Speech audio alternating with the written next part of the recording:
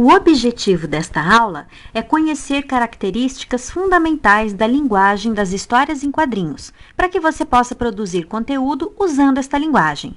E prepare-se, você irá se surpreender com a riqueza de recursos que um quadrinista tem à sua disposição.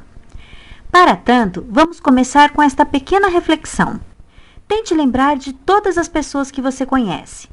Você acha que alguma delas nunca leu sequer uma tirinha de jornal? É difícil encontrar alguém que não tenha familiaridade com esse tipo de texto midiático, mas não é tão difícil assim explicar as razões da popularidade das histórias em quadrinhos. Uma dessas razões, certamente, reside nas características da linguagem em si. Segundo o semiólogo italiano Umberto Eco, autor do livro Apocalípticos Integrados, o autor de uma HQ tem em seu poder uma linguagem muito articulada e de absoluta precisão, porque integra signos verbais e não verbais de modo muito coeso. Por outro lado, segundo o mesmo Umberto Eco, o leitor, seja ele adulto ou criança, com nível de escolaridade elevado ou não, é capaz de seguir os passos do autor, decodificando a mensagem e prestando atenção aos mínimos detalhes. Estudando esse movimento de produção e leitura de histórias em quadrinhos, Umberto Eco identificou 8 estratégias de leitura verbal e não verbal que são: primeiro, decodificar a estrutura da mensagem. Segundo, reconhecer signos paradigmáticos. Terceiro, estabelecer relações entre os signos. Quarto, interpretar enquadramentos. Quinto, interpretar metáforas icônicas. Sexto, interpretar o texto verbal. Sétimo, preencher lacunas. Oitavo, estabelecer diálogo com o mundo exterior. Vejamos cada uma dessas estratégias na prática.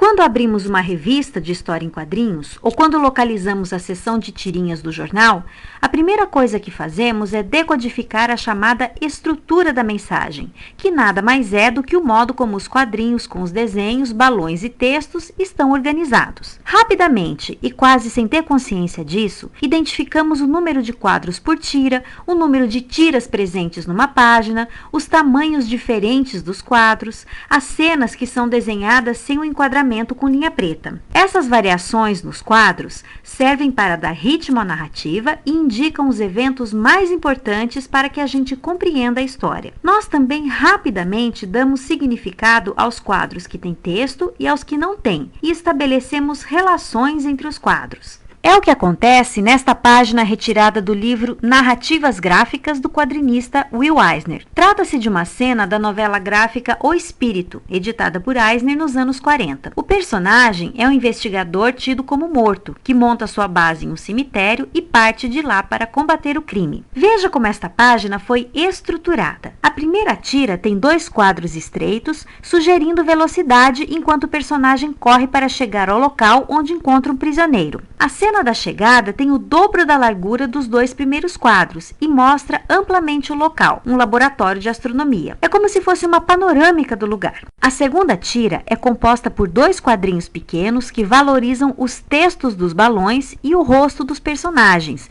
seguidos de uma explosão. Para valorizar a sensação de explosão, o desenhista retira o requadro preto e nos dá a sensação de deslocamento no espaço. A terceira tira é composta por 2 quadros iguais que revelam a origem da explosão e a próxima ação do herói. Um plano aberto mostra a vilã com a arma que simplesmente fez o prisioneiro evaporar. E no segundo quadro, vemos o espírito puxando o tapete para derrubar a vilã.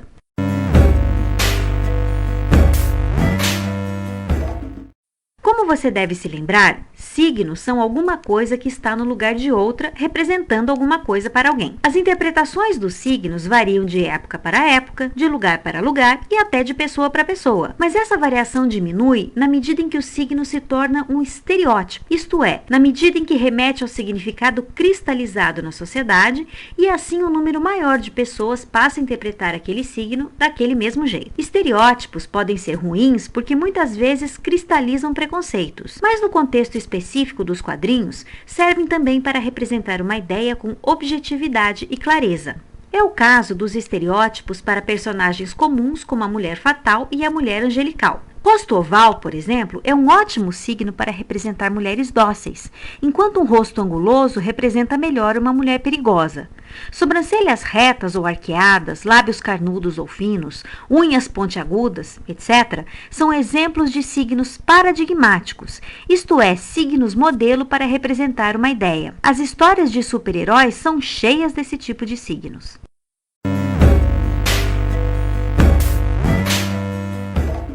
Além de identificar os signos paradigmáticos ou estereótipos, como leitores também somos muito hábeis em fazer associações entre os signos, seja criando montagens mentais, seja caçando as pistas que o autor vai deixando ao longo da história. A Piada Mortal, versão que o quadrinista inglês Alan Moore fez para o Batman em 1988, está repleta desses tipos de associações. Nesta sequência, por exemplo, Batman descobre que o Coringa fugiu do asilo Arkham e deixou um farsante em seu lugar. Veja que no terceiro quadrinho da segunda tira, o balão com a fala do Batman termina em reticências dizendo: "Vou perguntar educadamente só mais uma vez." O leitor precisa então virar a página e no primeiro quadro lê a conclusão da pergunta do Batman: "Onde está ele?" E logo abaixo lê a frase: "Ah, aí está você", dentro de um balão de um terceiro personagem que conversa com o Coringa. Sabemos disso porque identificamos um signo paradigmático para o Coringa, a mão com a luva roxa, segurando uma bengala. Perceba que a resposta não foi dada ao Batman, mas nós, como leitores inteligentes, fazemos a montagem das duas cenas e concluímos que essa montagem serve para nos informar onde o Coringa está. Nesta próxima sequência, vemos uma síntese da história do Coringa antes de se transformar no terrível vilão.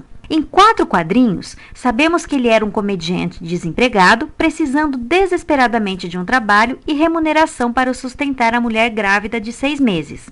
Perceba que o 4º e o 5º quadrinhos têm conteúdo diferente, mas a forma é igual. Vemos uma mão estendida do lado esquerdo, um rosto sorridente no centro e o reflexo de um rosto sombrio do lado direito. A mão com luva e a mão sem luva indicam a mudança do homem comum para o vilão. O rosto sorridente da esposa muda para o sorriso de um palhaço estampado em um anúncio de circo. E o rosto refletido, embora tenha traços semelhantes, parece muito mais sombrio no segundo quadro. No contexto da história, associamos o quadro da esquerda com o passado do Coringa e o quadro da direita com o presente. E assim sabemos que ele já foi um ser humano comum, dotado de bons sentimentos. Na nossa mente, fazemos a montagem do passado com o presente por causa da semelhança formal dos dois quadros. Por fim, vamos examinar o recurso das pistas deixadas pelo autor. Quem lê a história desde o começo sabe que o Coringa fugiu do asilo Arkham para executar um terrível plano de vingança contra o Batman e o comissário Gordon. Basicamente, o que o Coringa planeja é montar um circo de horrores para humilhar, torturar e matar o comissário. Para isso, o vilão finge interesse em comprar um parque de diversões abandonado e, ao fechar o negócio com o proprietário, simplesmente o mata envenenado com o dispositivo que lhe é peculiar. Entendemos isso nesses 6 quadros que terminam com um close do proprietário já morto e largado sobre o elefante cor-de-rosa de brinquedo. Outros fatos se sucedem na narrativa. O comissário Gordon é sequestrado e desaparece, o Coringa atira na filha do comissário, faz fotos dela nua e sangrando e manda para o policial, enfim, desenvolve-se uma cadeia de vilanices terríveis. Em certo momento, o comissário reaparece sendo torturado e humilhado em um lugar que sabemos ser o parque de diversões abandonado. Temos certeza disso porque o quadrinista deixou uma pista ao reproduzir o homem envenenado sobre o elefante rosa. Já no final da história, sabemos que Batman finalmente descobriu o cativeiro do comissário Gordon porque ele chega no parque onde vemos o mesmo homem sobre o mesmo elefante. O cadáver é então uma pista que nos ajuda a identificar o lugar.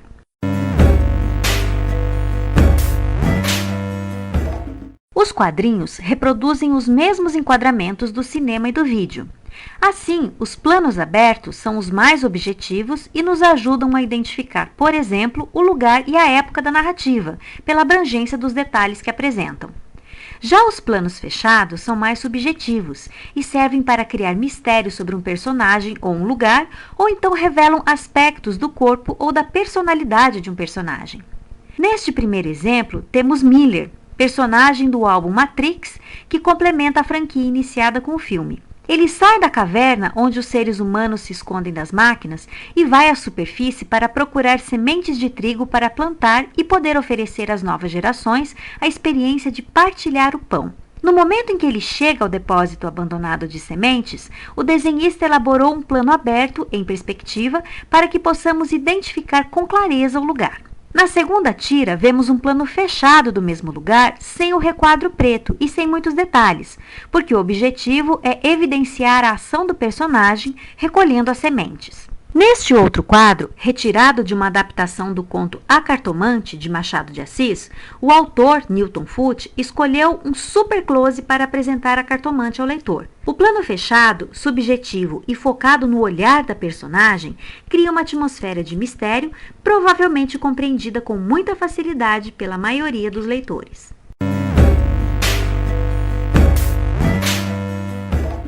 Aqui temos um recurso típico da linguagem dos quadrinhos e raramente encontrado em outras linguagens. Esse recurso surge, na verdade, de um contrassenso. Ícones, como você deve se lembrar, são signos que representam outros objetos por uma relação de semelhança. Metáforas são recursos simbólicos e, como sabemos, símbolos estabelecem relações arbitrárias e socialmente convencionadas com os objetos que representam. Como explicar essa contradição? Veja, por exemplo, o caso dos balões de texto. Mesmo quem lê uma história em quadrinhos pela primeira vez, provavelmente saberá que este balão se refere à fala normal, que este se refere ao pensamento de um personagem e que este outro se refere ao som alto, seja de máquina ou um grito. Se o leitor inexperiente com as convenções dos quadrinhos é capaz de interpretar os balões dessa forma, é porque há uma semelhança entre o estilo do balão e o som que ele representa. Logo, pode ser entendido como ícone. Mas é também uma convenção, um desenho simbolizando um som normal, alto ou inexistente, como é o caso do balão de pensamento. Na verdade, é simples assim. Na linguagem dos quadrinhos, ícones são símbolos e símbolos são ícones. É por isso que Umberto Eco atentou para o fato de termos aqui uma linguagem rica, de muita precisão e que comunica ideias com clareza. As onomatopeias são outro exemplo de metáfora icônica, como neste quadro retirado de uma história do Homem de Ferro. Veja que a palavra crã é uma palavra, portanto um símbolo, mas também pode ser interpretada como parte das pedras que estão se rompendo, portanto é um ícone. Outros exemplos de metáforas icônicas são a sucessão de letras Z representando o sono ou símbolos musicais representando uma melodia que perpassa um cenário. Nos quadrinhos, o texto verbal é só mais um recurso entre uma diversidade de outros, e ainda assim pode assumir leituras não verbais também. O texto com função puramente verbal é encontrado nos balões de fala ou nas inserções de um narrador.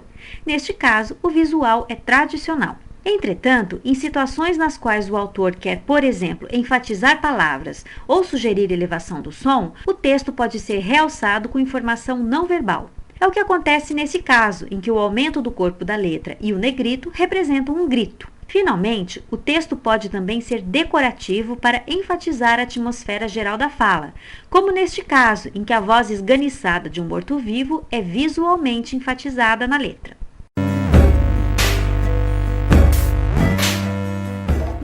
Segundo Umberto Eco, as histórias em quadrinhos realizam uma espécie de continuidade ideal através de uma factual descontinuidade. Na prática, o autor deve ter a habilidade de quebrar o fluxo do tempo em poucos elementos essenciais e passar para o leitor a tarefa de completar mentalmente o significado da sequência. É o que acontece na história da produção de pão do álbum Matrix, que você viu no começo deste vídeo.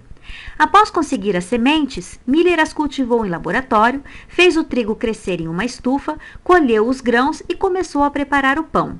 Esse processo todo foi sintetizado em 3 quadrinhos. A descontinuidade da narrativa é preenchida mentalmente pelo leitor, isto é, a germinação das sementes, o plantio, a colheita, a moagem são eventos que não foram representados na tira pelo autor, porque ele assume que nós, os leitores, podemos facilmente imaginar essas partes que faltam.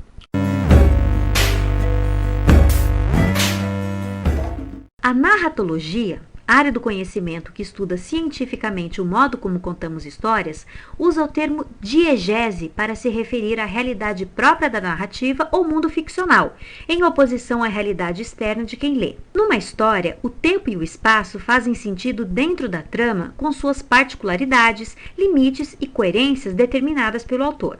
Você viu como isso acontece no preenchimento de lacunas. Meses de cultivo de trigo podem ser resumidos a 3 quadrinhos, porque essa é a lógica da história. Do mesmo modo que temos habilidade para entrar no mundo da história e, ao menos temporariamente, suspender as regras do mundo real, podemos facilmente estabelecer diálogo entre esses dois mundos. Os autores de histórias em quadrinhos sabem tirar proveito dessa nossa habilidade de leitura e muitas vezes usam o enquadramento para simular o contato entre o quadrinho e a realidade externa.